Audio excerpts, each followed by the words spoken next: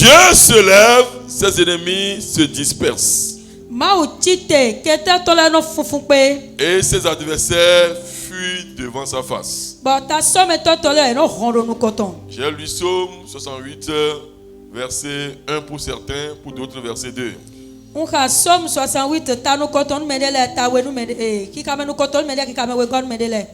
Ce verset est une prière de David et une prière de beaucoup de chrétiens.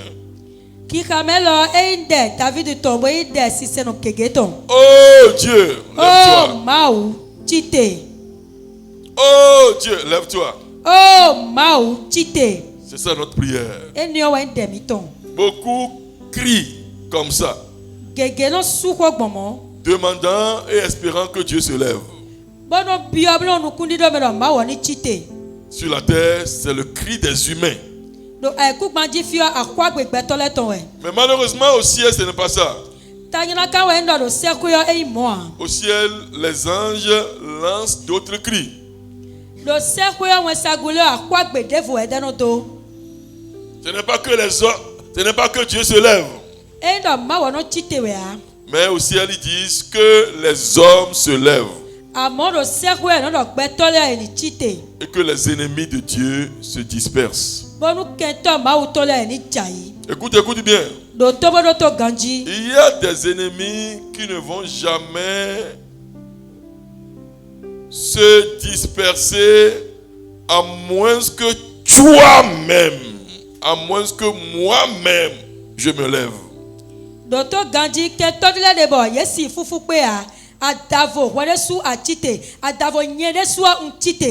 Amen. Amen. Ce n'est pas oh Dieu lève-toi, non. C'est quand toi-même tu prends la résolution de te lever, et quand tu te lèves,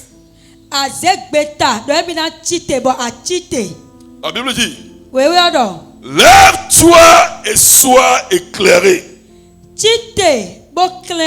car ta lumière arrive et la gloire de l'Éternel se lève sur toi.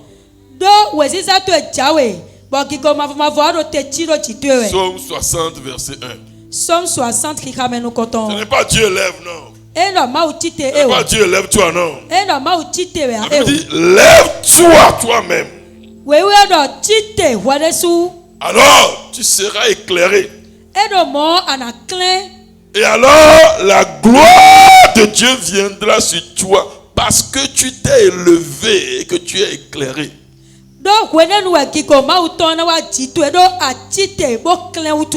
Alléluia. Amen.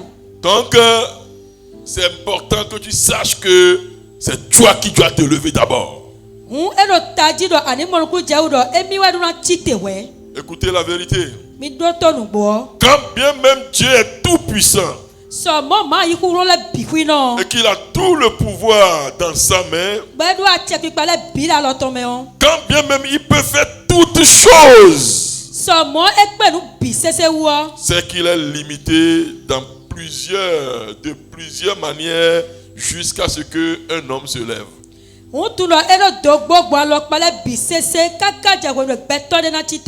Dieu est tout puissant, c'est vrai. Il a toutes les puissances dans sa main, c'est aussi vrai. Il peut faire toutes choses, c'est encore vrai.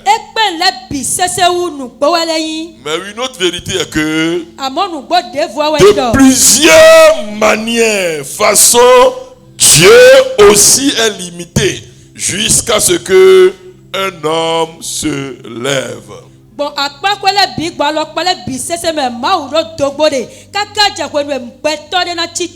ainsi, quand nous disons oh Dieu lève-toi, nous devons aussi dire oh que les hommes se lèvent.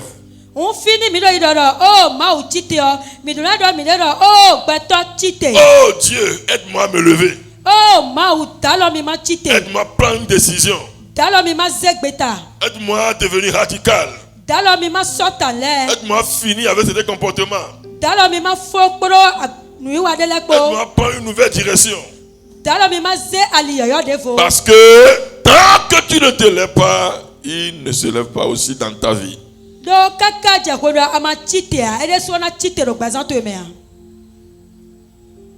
Psaume 78, verset 1. Psaume 78, je veux dire verset 41. Ils ne cessèrent de tenter Dieu et de provoquer le Saint d'Israël. Et de provoquer le Saint d'Israël.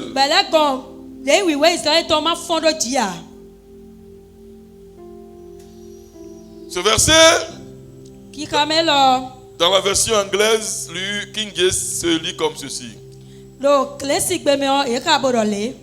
Oui, ils se sont retournés et ont tenté Dieu. Et ont limité le Saint d'Israël. Vous voyez ça? Parce qu'ils se sont retournés contre Dieu.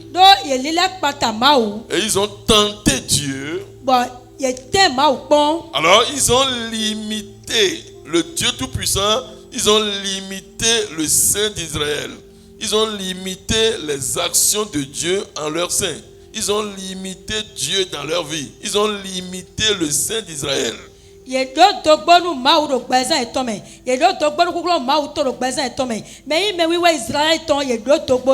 Donc ainsi, quand bien même Dieu est tout puissant, il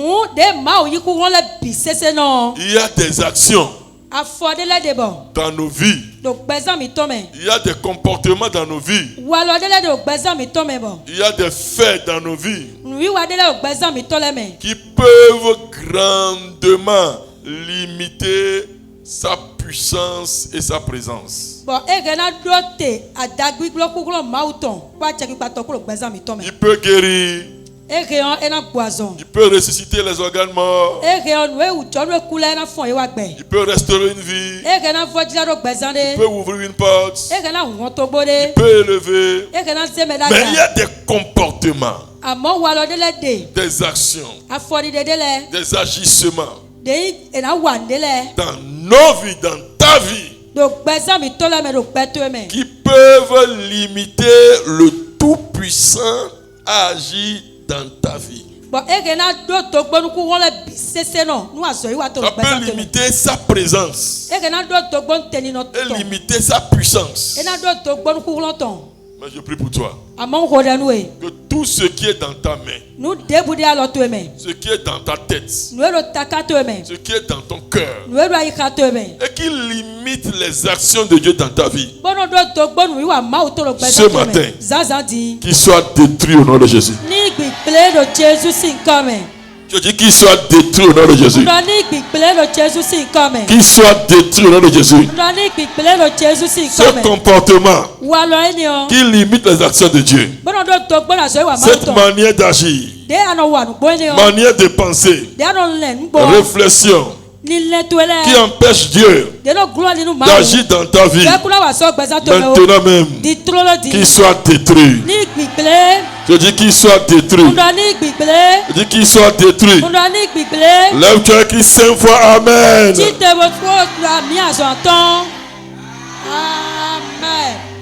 Amen. Amen. Amen. Amen. Ainsi soit-il, acclame très fort ton Dieu. Assois-toi. Dans Jean 11, nous voyons Jésus devant la tombe de Lazare.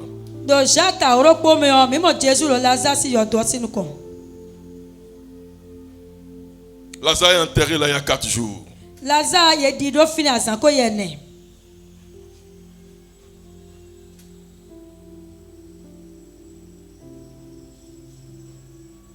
Il a dit, ôtez la pierre. Il a toute la puissance. Il a tout le pouvoir. Mais pour opérer en leur sein, c'est eux-mêmes qui vont enlever la pierre d'abord. Jésus ne va pas utiliser la puissance divine pour enlever la pierre, non. C'est eux-mêmes qui ont mis la pierre là-bas. Eux-mêmes doivent enlever la pierre. Sinon, Jésus va repartir sans ressusciter Lazare. Quelle pierre ferme la porte de ton miracle? Enlève cette pierre. Quelle est cette pierre? Pierre d'incrédulité. Pierre de souillure. Qui empêche Dieu de faire ce miracle dans ta vie? Jésus dit enlevez la pierre. Marthe est venu pour dire non mais Jésus, il sent déjà. Mon frère, ça fait 4 jours, il est décomposé, il sent. Jésus dit ce n'est pas mon problème ça. Vous là, si vous pouvez enlever la pierre, ça c'est que vous pouvez faire ça. Ce que vous ne pouvez pas faire là, c'est-à-dire ressusciter Lazare là. Moi je peux le faire. Mais vous, enlevez la pierre. Quelle est cette pierre dans ta tête qui empêche Jésus d'opérer dans ta vie? Le raisonnement que tu as laissé les gens mettre dans ta tête. Raisonnement, réflexion. Non, Dieu ne fait plus. Non, Église. Qu'est-ce que tu as laissé? Quelle pierre tu as laissé les gens se placer? Cette grosse pierre, ils ont placé dans ta tête qui empêche Jésus de rentrer dans ta vie et opérer.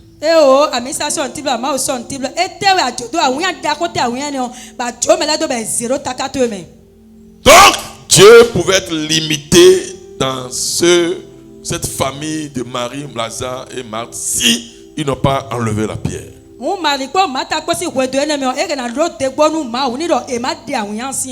Élie dit dans le livre de 1 roi, il dit j'entends le bruit qui annonce une grande pluie. Et la suite, il est allé prier. Vous voyez ça? Il sait que quand bien même il a entendu cela dans le monde spirituel, lui-même doit faire quelque chose.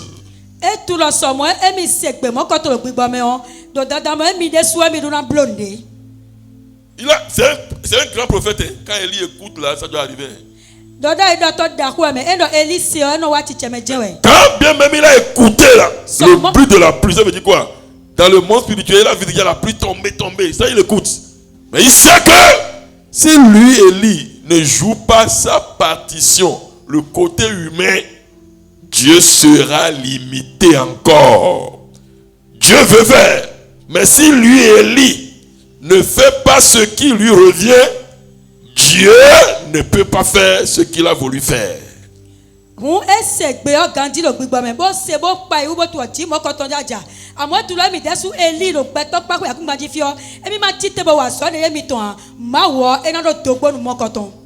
C'est pourquoi quand il a entendu le bruit et il a annoncé, il est allé sur la montagne pour prier. C'est sa part.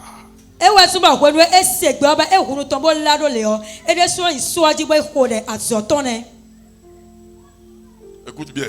Quand il y a une prophétie dans ta vie, quand tu reçois un message dans ton cœur, on prêche et ça te concerne, tu dis je reçois. Tu as eu un rêve. On ne va pas se coucher. Non. On ne va pas dormir.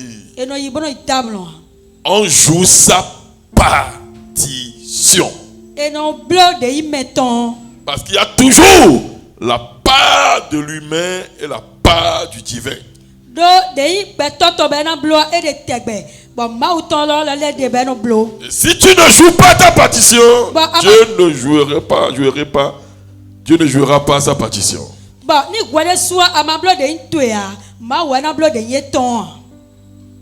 il y a une révélation, une prophétie, une conviction de cœur, on va jouer sa partition, on prie.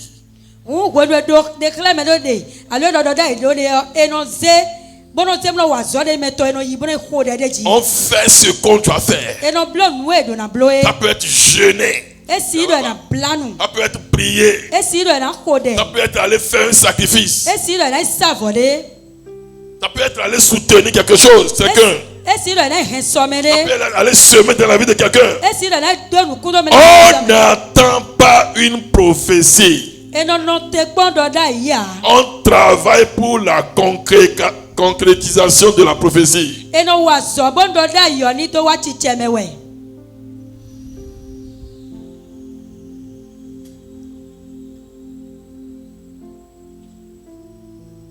On fait quelque chose.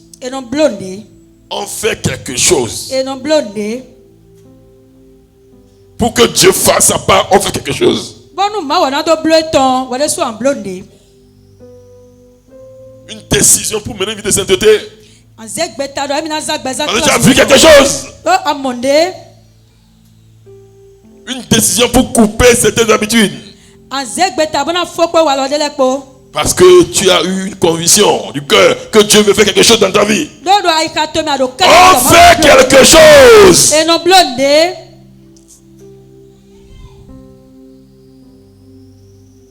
Deux amis sont allés voir un charlatan. Toujours pour la même chose, on veut devenir riche. Comment les gens ne savent pas que pour devenir riche, là, c'est travail. Les gens aiment la facilité. Ils ont dit au charlatan, regarde notre futur. Et nous voulons devenir riches. Le charlatan ferme ses yeux. Jette ce qu'il doit jeter. Et il ouvre les yeux et les regarde.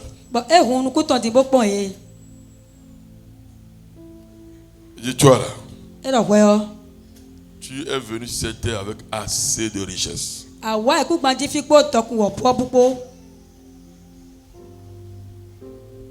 Richesse, les biens, serviteurs. Non. Dieu t'a donné. Tu es venu sur la terre avec ça.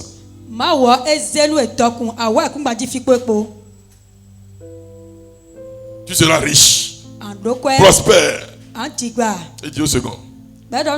Toi là, tu es venu avec la pauvreté. Pauvreté. Oh. Si tu ne sais pas faire là, si tu ne sais pas faire, même manger, tu ne vas pas trouver. Tu mourras de faim. Tu es venu avec pauvreté. Et les deux sont retournés. Sur le chemin, l'homme à qui on a prophétisé, le charlatan prophétisait la prospérité, souriait et dansait seulement. L'homme à qui on a prophétisé la pauvreté, soucieux. Arrivé à la maison, l'homme prospère, le futur prospère. Et allait chercher un grand divan. Et il est assis à l'entrée de la maison. Il a mis des pagnes. La richesse vient. La richesse vient bientôt. La joue pas. Quand il se lève seulement, il se lave, il trouve un peu à manger, il s'assoit là. La richesse vient. Ça vient bientôt là. Celui à qui on a prophétisé la pauvreté, parce qu'il a peur. Il a trop peur. Il allait chercher un coupe-coupe. Il y a un grand champ devant, rempli des herbes. Il pleurait. Il sacrait, je ne peux pas être pauvre. Je refuse. Chaque matin il pleure. Je ne peux pas être pauvre. Je refuse. Travailler, je ne peux pas être pauvre. Je refuse. Je ne vais pas mourir de faim. Je refuse. Je refuse. Les jours passent, les mois passent. Comme il a sacré, il a semé. On a récolté. Le riche là, le prophète, le futur riche là. Lui il a toujours assis et il dit à son ami, pourquoi tu te gênes? Tu es mon meilleur ami, non?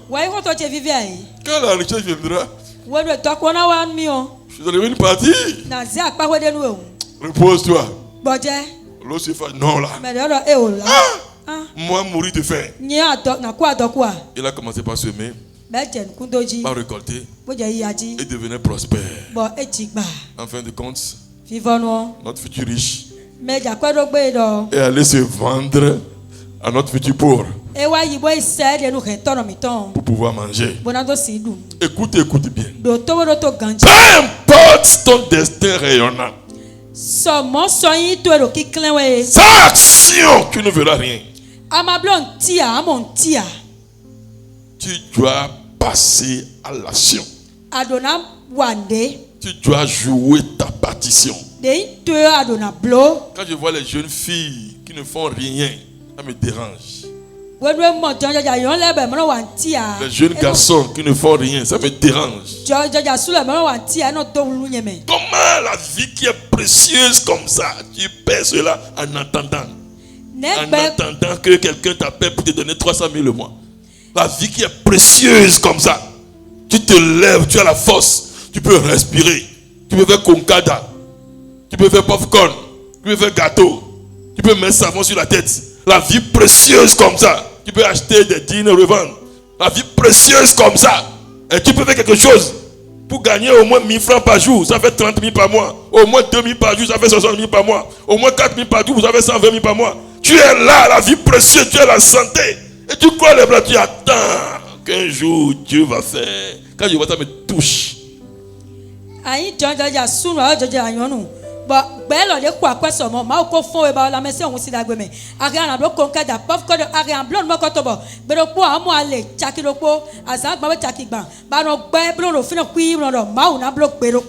touche.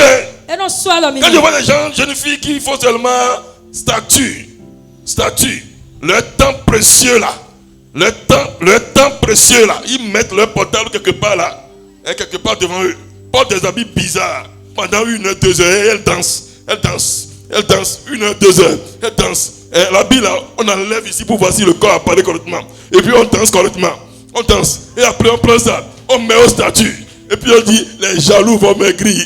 Oh, jaloux. Et non soit mais bueno mo joja yayon le be no no ta lo ke to sinu kon ba we no do e no blow ba gba sa to je wo be no duwe bo na se statue e to ko no do aha awon to le na hugo qui parle de moi perd son temps. Mais le coche do e do ko nton gu e entre toi et moi qui perd son temps. Nya po me me ka hweru gu e. La vie est précieuse, les bien-aimés. Oh Dieu, lève-toi. Oh, c'est toi-même qui dois te lever d'abord. Tu n'aimes pas ça la vie? Tu n'aimes pas ça la vie? Lève-toi.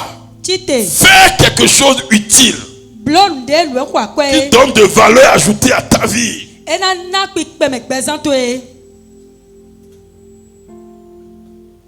Jésus faisait. Jésus faisait.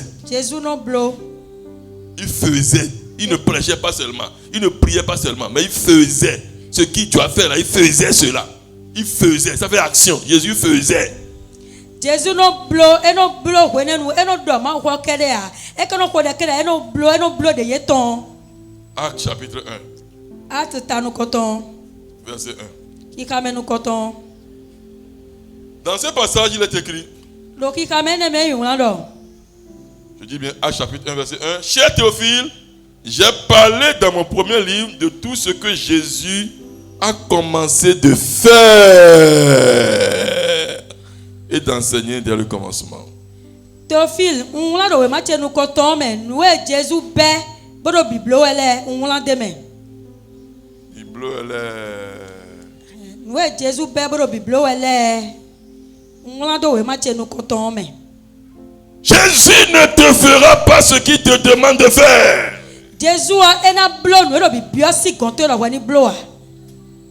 Il y a beaucoup de changements qui peuvent se passer dans ta vie. Il y a beaucoup de percées que tu peux avoir. Ton niveau ne sera plus à ce stade maintenant. Mais si beaucoup ne voient pas, c'est parce qu'ils sont paresseux. Ils ne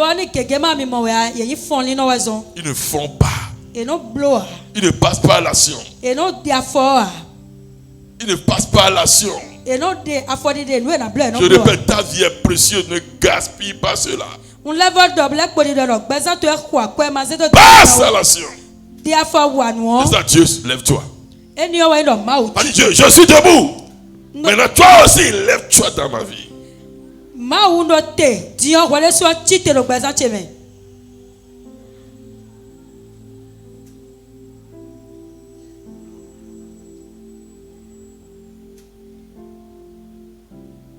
Je veux prier pour quelqu'un. Ce matin. Que Dieu te révolte contre toi-même au nom de Jésus. Amen. Tu peux prier encore? Ta zone de confort là. De suffisance. Où est-ce qu'on va dans la vie? Pourquoi nous courons? Un jour nous allons mourir. On n'amènera les choses nulle part. Qu'est-ce que nous mangeons dans cette vie? Akassa 50, poisson 50, là ça suffit. Pourquoi je vais courir? Vous voyez ceux qui sont en train de courir, ils sont morts, non? Ma position là, ça me suffit déjà. Je prie pour toi. Que Dieu là te touche. Amen. Te révolte contre toi-même. Qui te met en conflit contre toi-même. Qui t'amène à avoir pitié de ta propre vie. Au nom de Jésus. Dis-moi cette fois amen de vous. Amen. Amen. Amen. Amen. Amen. Amen. Si tu veux de grandes bénédictions, il faut de grands risques.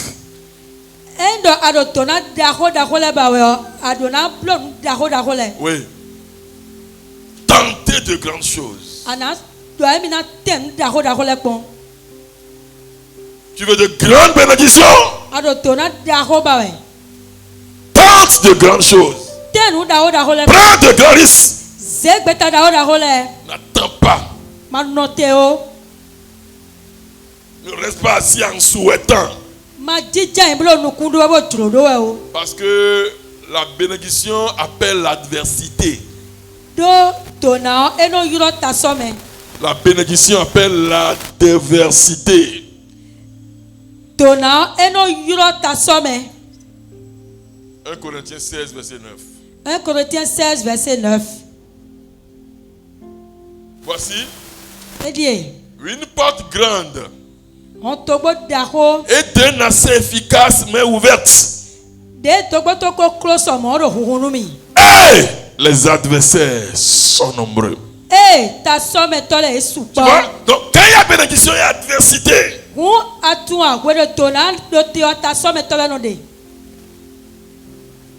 Donc tu veux de grandes bénédictions, prépare-toi à affronter de grandes adversités. Et prends des risques.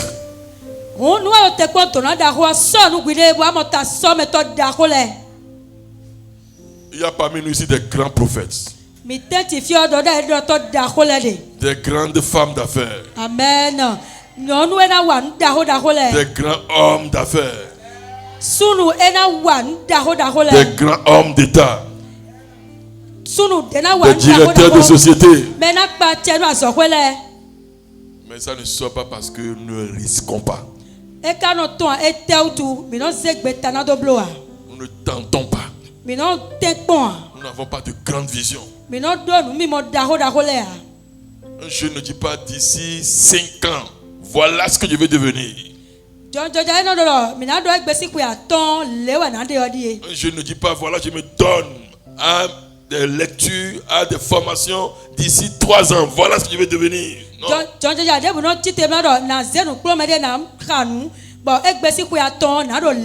n'y a pas de vie intentionnelle.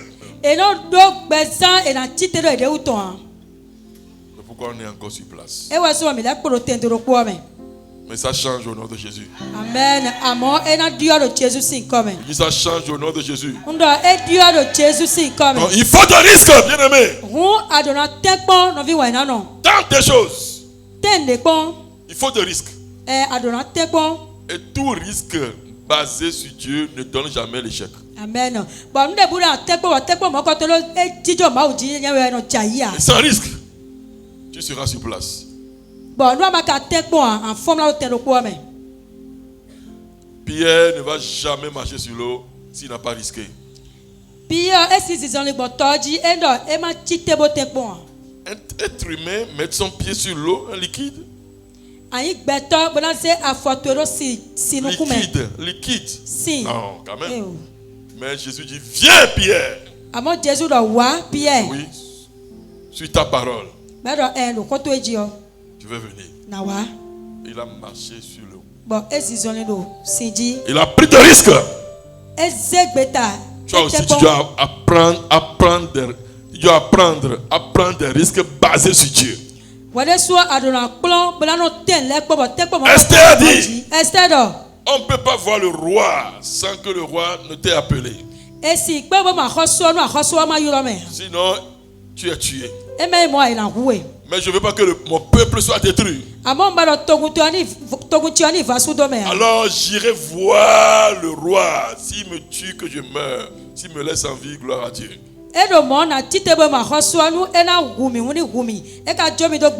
Jeûner pour moi 3 jours sans manger, sans boire. Moi aussi je vais jeûner sans manger, sans boire. J'irai à la cour royale. Si on me tue, tant pis. Elle a pris un risque. Bâti sur Dieu.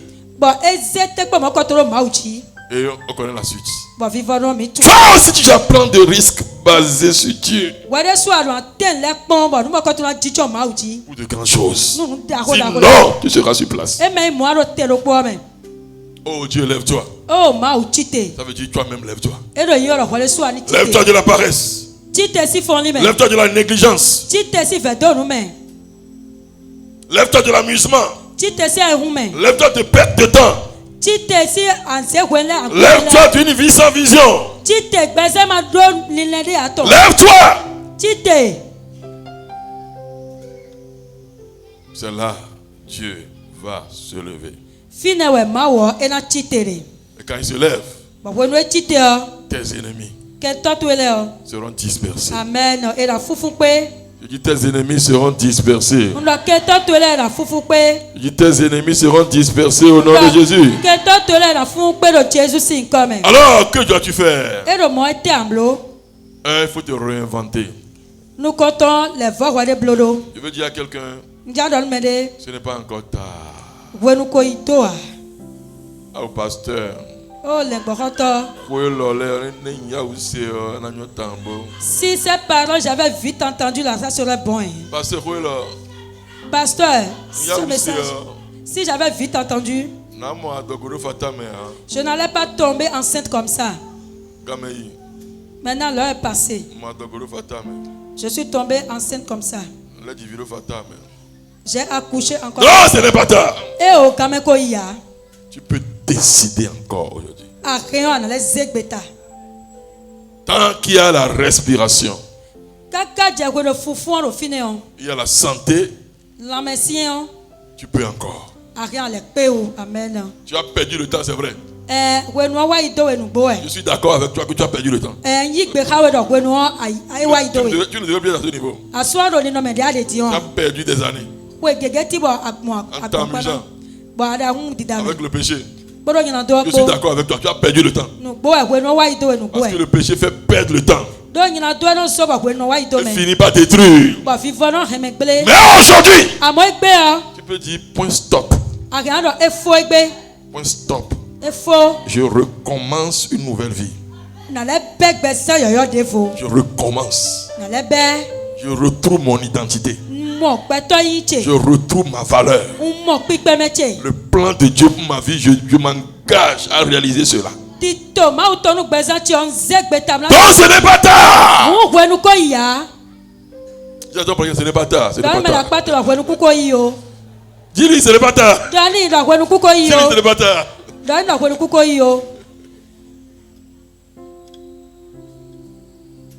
Il a dit quoi? Donc réinvente-toi. Élimine des choses dans ta vie. Élimine certaines choses. Les temps qui te restent là. C'est des moments merveilleux. Amen. Je te dis la vérité. Le moment, alors vous allez voir, les 3 mois pour finir l'année maintenant là. Tu iras de gloire en gloire. Amen.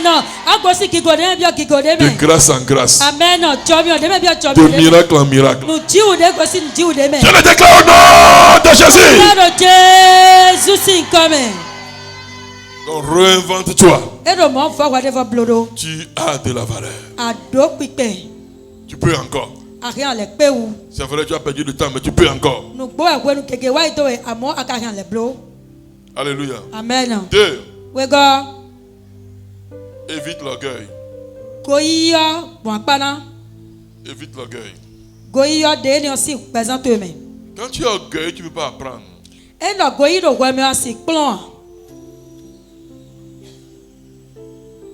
Tu es orgueilleux là. On ne peut pas t'enseigner. On ne peut pas t'apprendre. On ne peut pas t'éduquer. Maintenant, écoutez-moi s'il vous plaît. Écoutez-moi. Peu importe ce que tu connais. Devant la connaissance universelle, ce n'est qu'une goutte d'eau dans la mer.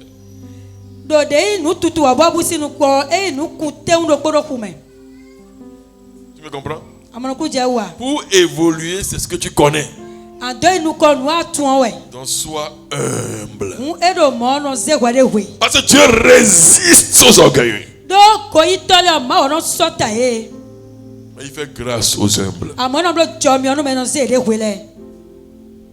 Il résiste aux orgueilleux. Quand tu deviens orgueilleux, ton ennemi numéro 1, c'est Dieu lui-même.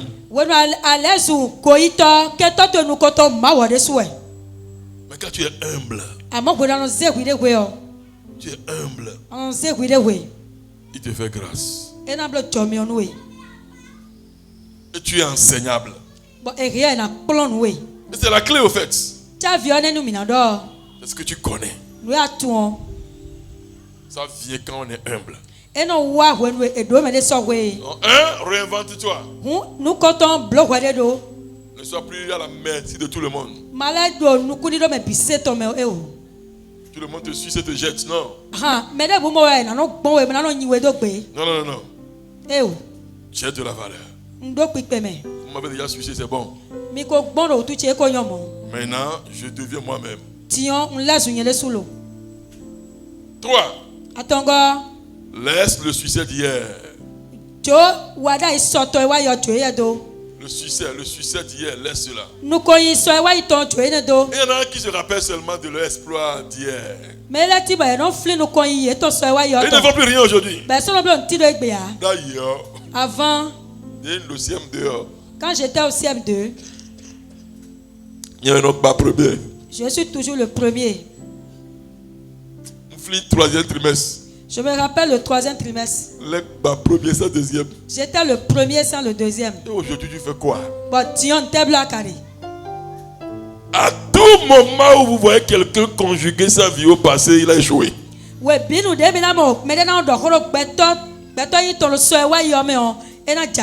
À tout moment où tu vois quelqu'un là, c'est hier, j'étais, hier. Et aujourd'hui, hier passé, non?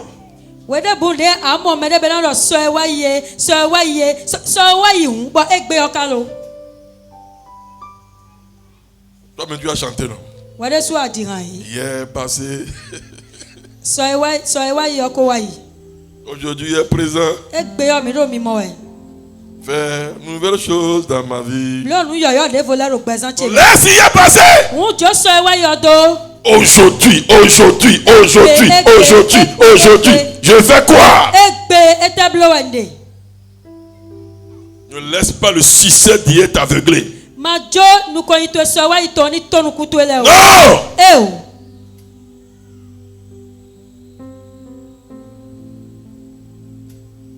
La vie ne se conjugue pas au passé. Pas même au futur. Mais au présent. Qu'est-ce que je fais maintenant? Qu'est-ce que je suis en train de faire maintenant?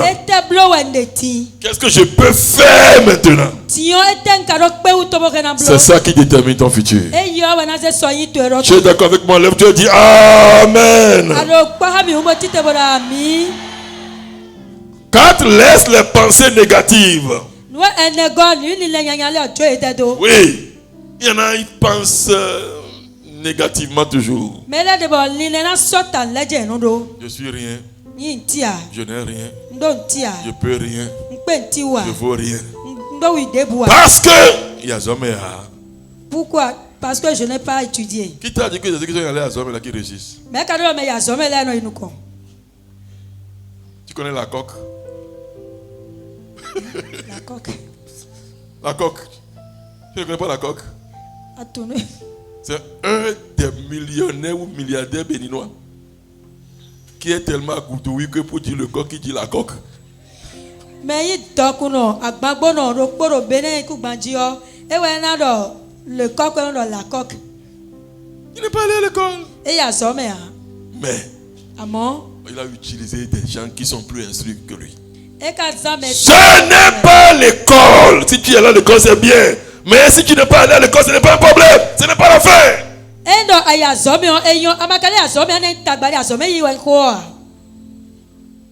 Ne laisse pas le fait de ne pas aller à l'école te bloquer. Non.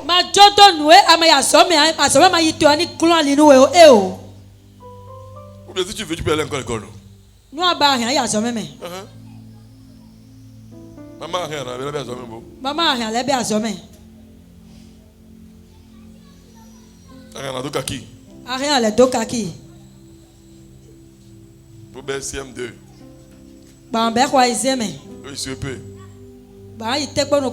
Après BPC. C'est possible. Si tu veux encore, tu veux faire coup du soir.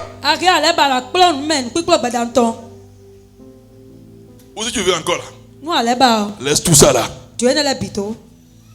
Et fais des formations qui vont t'aider à réussir seulement.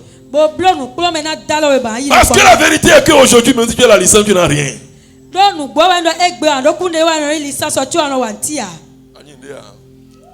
Tu n'es rien. Tu as le master, tu n'as encore rien. C'est ce que tu sais faire. Ton habileté. Ton habileté. Ce n'est pas moi je suis titulaire d'un master en mousticotologie. Non! Tu sais faire quoi? Docteur en mousticologie. Tu sais faire quoi? Tu sais faire quoi?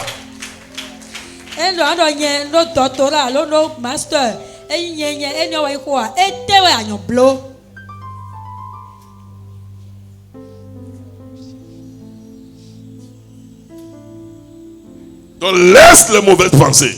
Mon papa a dit que dans ma famille là, oublie ça. Tu as une nouvelle famille. Amen. Ton papa s'appelle Dieu. Amen. Ton grand frère s'appelle Jésus-Christ. Ton nom c'est quoi? Racheté. Fils de Dieu. Fille de Dieu. Héritier. Co-héritier avec Jésus. Ambassadeur de Dieu. Lumière de la terre. Le sel de la terre. Tu n'es pas n'importe qui. Amen. Laisse les pensées négatives. Laisse-les. Tu vas réussir. Amen.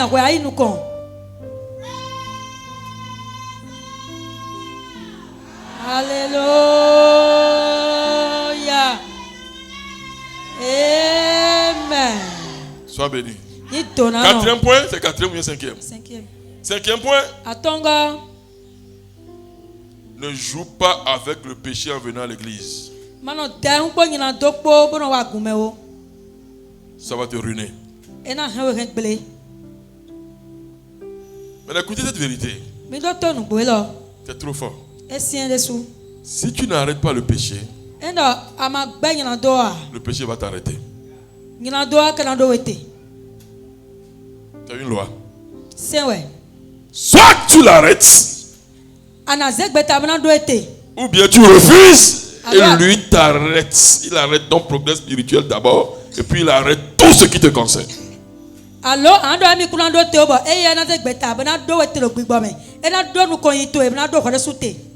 Donc venir à l'église et vivre encore à l'aise dans le péché, c'est perdre le temps.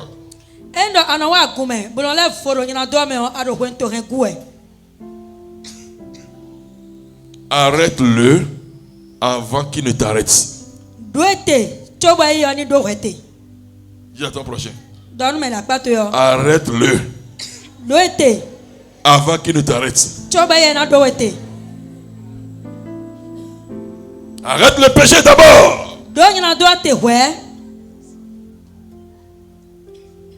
Sinon, il a le pouvoir pour t'arrêter. Donc la cinquième chose c'est cela. Arrête le péché. Ne joue pas au péché. Ne joue pas avec le péché en venant à l'église.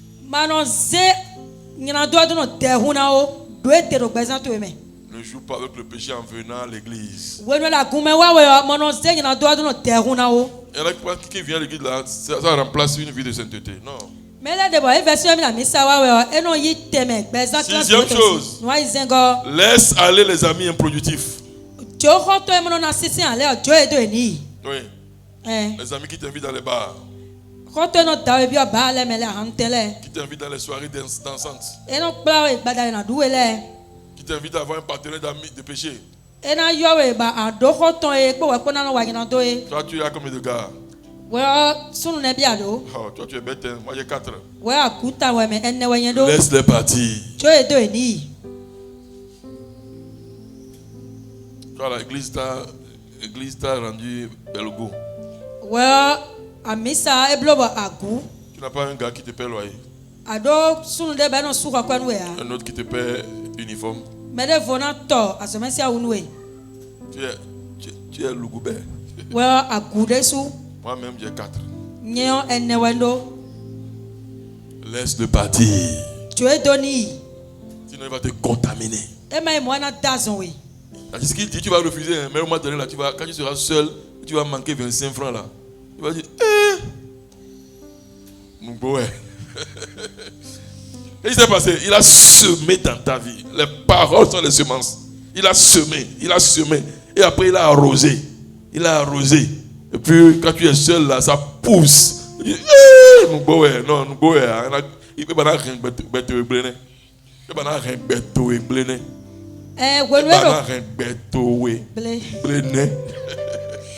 Donc we di donu anagbe amako donu we donu ku anyi be di toro hwe me be donu ku mbo husi na baro ku yana no asuro hwe me we do polo pona hu do nu gbo we e o e ja egbe to egbele we. Toute personne qui te parle mal de Dieu, de l'église, de ton pasteur, des frères, tu dois les fuir. Mais debu de no do ma o si ho yan lo gon to e le gbo ko to si ho yan no vi to esuru ko yo gba gumele o roni. Oui. Non, c'est des semences. Quelque chose va se passer tellement tu vas dire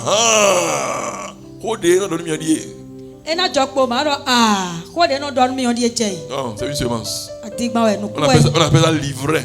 Livret pour te détruire. Si tu quittes l'église, tu vas aller où? Tu quittes l'église, tu vas aller où? Non, le monde là, c'est un peu dans les jambes de Satan. Et il va fermer ses jambes sur toi. Kokota.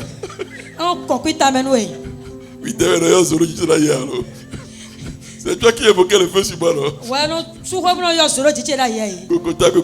Kokota. Dis à ton prochain, n'abandonne pas Jésus. Sinon, Kokota t'attend.